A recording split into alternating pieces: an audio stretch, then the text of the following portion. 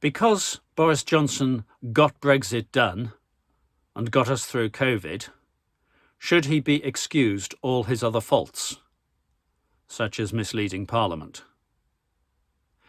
So, a view something like this was put forward by Tim Stanley in the first BBC Question Time of February 2022, which was last Thursday, the time I'm making this video, who said something like, well, I like Boris. I know he has his faults, but he got Brexit done. He got COVID done. Overall, isn't it worth keeping him? Or words to that effect. I'm not quoting Tim Stanley exactly. Go and watch the programme if you want to see exactly what he said.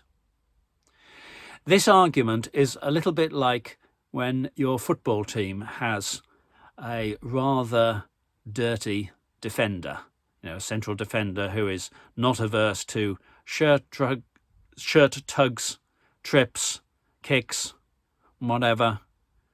And the attitude from the home fans may well be, well, I know we shouldn't really be in favour of this man's tactics, but, and he is a bit of a dirty defender, but he's our dirty defender.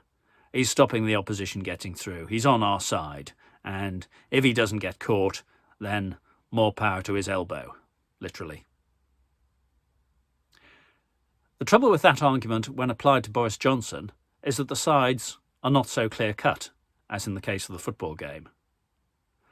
So, did he get us through coronavirus?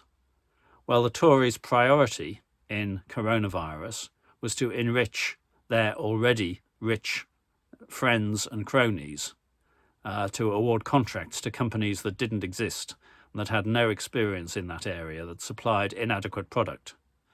So they weren't on our side at all. Boris Johnson may have presented himself as a man of the people.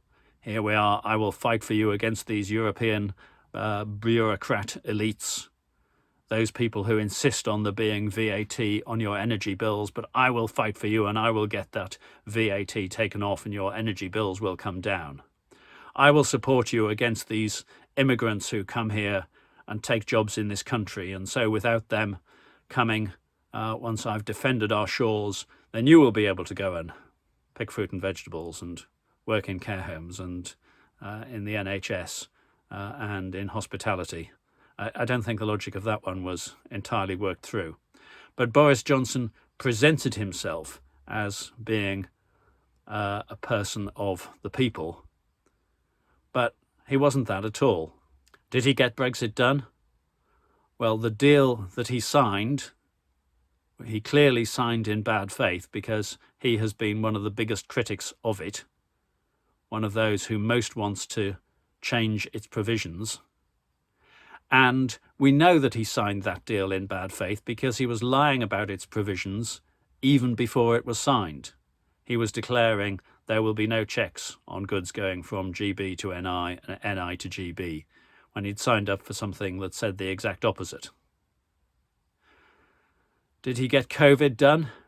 The appointment of Kate Bingham as lead of the vaccines task force was, in my view, an excellent appointment and exactly the sort of thing that you should do, bypassing procurement rules, doing things quickly where there's an urgent need. Here's somebody with immense qualifications and knowledge in the area who was able to make some good calls, and we've all benefited from it. Well done. 1 out of 2, if we look at vaccines versus test and trace.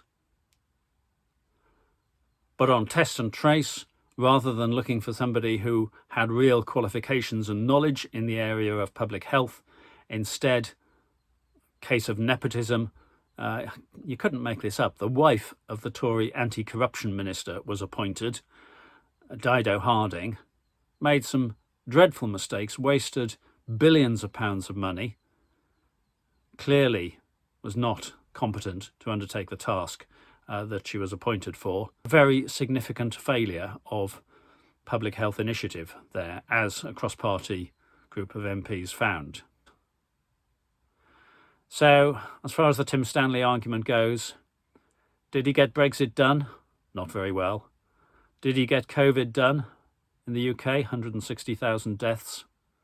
Not a record to be proud of. And should his faults be excused? Well, the trouble with having a liar as Prime Minister is you can't rely on anything that he says. Those are my views anyway. Please feel free to add your own. Thank you.